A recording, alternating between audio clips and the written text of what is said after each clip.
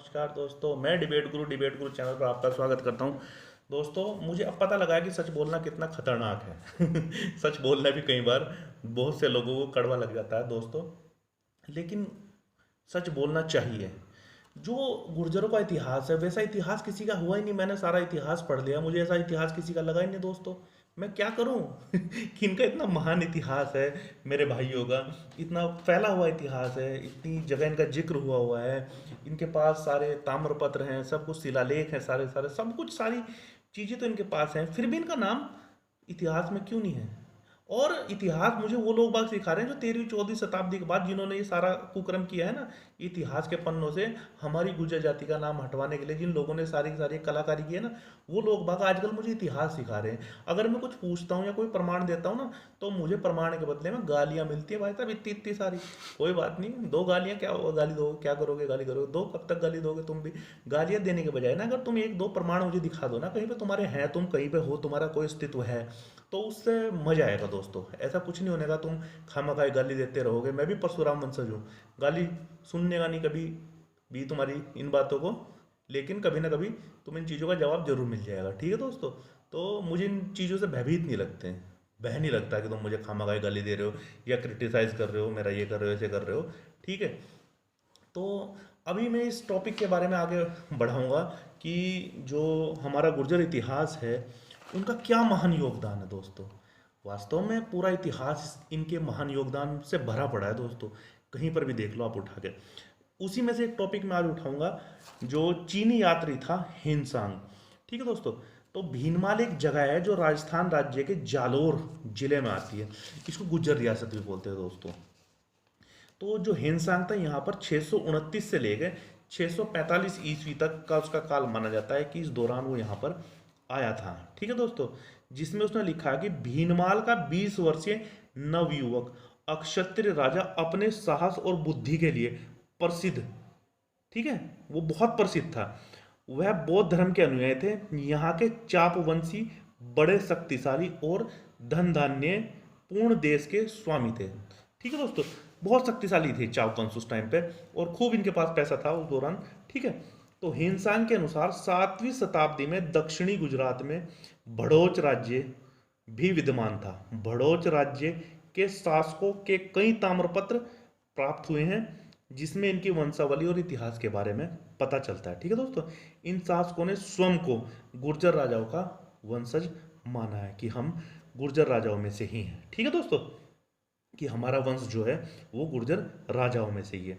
अब एक अंग्रेज जो इतिहासकार थे, कर्नल जेम्स टॉड, ठीक है, वो कहते हैं कि राजपूताना कहलाने वाले इस विशाल रेतीले प्रदेश राजस्थान में पुराने जमाने में राजपूत जाति का कोई चिन्ह ही नहीं मिलता। अब ये राजपूताना राजपूताना कह रहे हैं, लेकिन इनका तो कोई चिन्ह ही नहीं मिलता है भाई साहब। वहाँ पे जहाँ पे आप कह रहे हो, कर्नल जेम्स टोड ने उसको नकार दिया कि आपका कोई यहाँ पे कुछ नहीं मिलता है, आप तो यूं ही गप्पे लड़ा रहे हो और कुछ नहीं है। ठीक है? ना तो चिन्ह मिलता आपका, कि कोई भी कुछ भी नहीं मिलता है। और जो हमारे गुर्जर जाति है, ठीक है, इनका, परंतु मुझे सिंह समान गर्जने वाली गुर्जर जाति के शिलालेख वहां पर जरूर मिलते हैं। ये कर्नल जेम्स टोड ने कहा, मैंने नहीं कहा दोस्तों। कि भाई राजपूतों का यहाँ पे कुछ नहीं मिल रहा है, लेकिन गुर्जरों का यहाँ पे सब कुछ मिल रहा है। सारे शिलालेख मिल रहे हैं, सब ताम्रपत्र मिल रहे हैं। ठीक है? अब दूसरे इतिहासकार थे पंडित बालकृष्ण गौड़, लिखते हैं कि राजपूती इतिहास 13वीं सदी से पहले इसकी कहीं भी जिक्र नहीं हुआ। जैसा मैंने कहा था आपको, 13वीं 14वीं शताब्दी के बाद ही है, उससे पहले इनका कहीं पे कोई जिक्र नहीं है। कोई एक भी, उन्होंने ये तक चैलेंज कर दिया कि कोई एक भी शिलालेख दिखा दो जिसमें राजपूत शब्द का कुछ तो लिखा हो, उसके बारे में राजपूत शब्द कहीं तो लिखा हुआ हो। ठीक है? जिसको ये कहते हैं, कोई शिलालेख नहीं है, लेकिन गुर्जर शब्द की भरमार है। अनेक शिलालेख, ताम्रपत्र हैं, अपार लेख हैं, काव्य साहित्य हैं, भग्न खंडरों खंडरों में गुर्जर संस्कृति के सार हैं। तो गुर्जर इतिहास को राजपूत इतिहास बनाने की बहुत सारी कोशिश की गई। वास्तव में ये जो काल था जिसको राजपूताना बोल रहे हैं, ये गुर्जर इतिहास काल था, इसको जानना था गुर्जरों के नाम से। लेकिन इन लोगों ने यहाँ पे अपनी चतुराई से मिल के लोगों के साथ, इतिहासकारों के कुछ गंदे इतिहासकारों के साथ मिलकर इन्होंने सारा सारा ये कन्वर्ट करा लिया, लेकिन इनका कहीं पे भी कोई इतिहास नहीं है। ठीक है दोस्तों, अब आगे चलते हैं।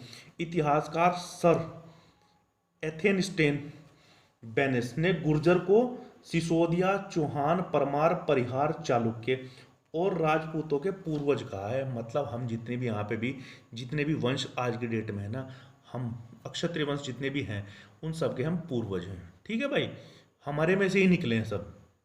ठीक है, जो आजकल ये कह रहे हैं ना 13वीं-14वीं शताब्दी में आने के बाद हम ये हैं हम वो हैं, ये भी हमारे में से निकले हुए हैं, हमारे से अलग नहीं है। ठीक है, लेखक के.एम. मुंशी ने कहा है कि परमार, तोमर, चौहान और सोलंकी शाही गुज्जर वंश है।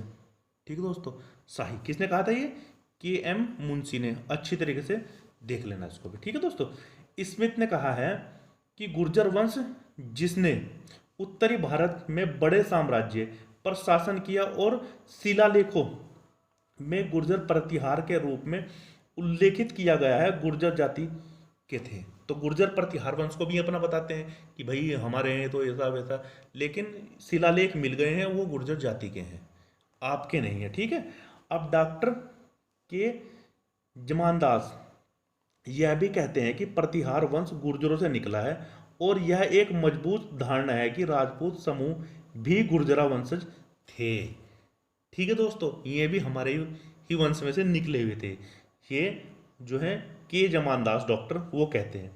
अब डॉक्टर आर भंडारकर कहते हैं प्रतिहारों व अन्य अग्निवंशीय राजपूतों की गुर्जरों से उत्पत्ति मानते हैं, डॉक्टर आर भंडारकर। ठीक है दोस्तों, अब जैक्सन ने गुर्जरों से अग्निवंशीय राजपूतों की उत्पत्ति बतलाई है। गुर्जरों से ही अग्निवंश निकला था, जो हमने थ्योरी दी थी ना, वो अग्निवंश की थ्योरी दी थी, वहां पर 4 वंश निकले थे। ठीक है, गुर्जर, प्रतिहार, चालुक्य, सोलंकी वंश जो निकले थे वहां पे भी वो भी सारी उत्पत्ति यहीं से थी।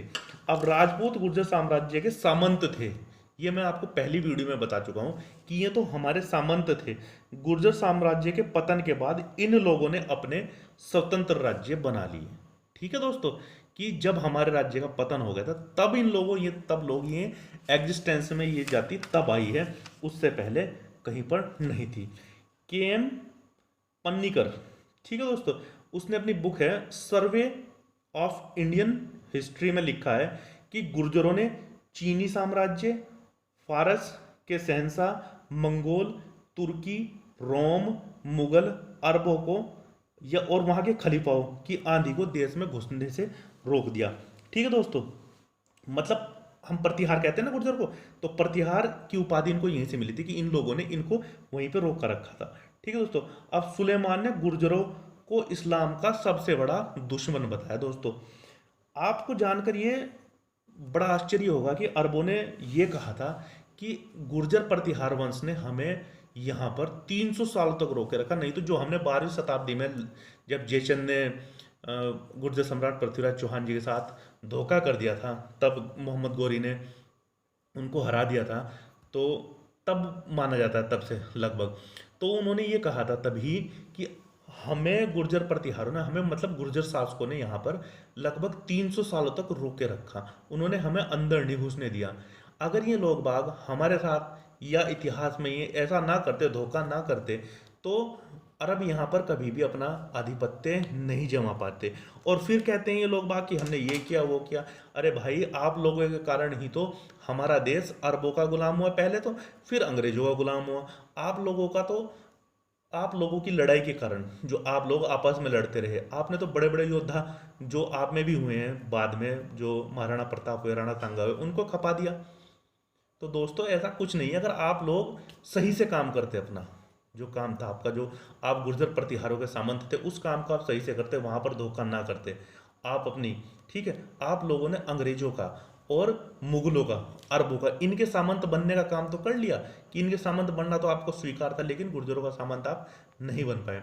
ये आपकी गलती थी कि आप लोगों ने यहाँ पर ये इतिहास के साथ इतनी बड़ी बड़ी गलतियाँ की हैं। आप कहाँ तक इतिहास को बदलवाओगे, छुपाओगे, कहीं ना कहीं से पता लग ही जाता है दोस्तों। तो दोस्तों इस इतने कथन के साथ मैं अपनी वाणी को विराम देना चाहूँगा दोस्तों। जय गुर्जर समाज, जय पृथ्वीराज चौहान गुर्जर सम्राट। नमस्कार दोस्तों।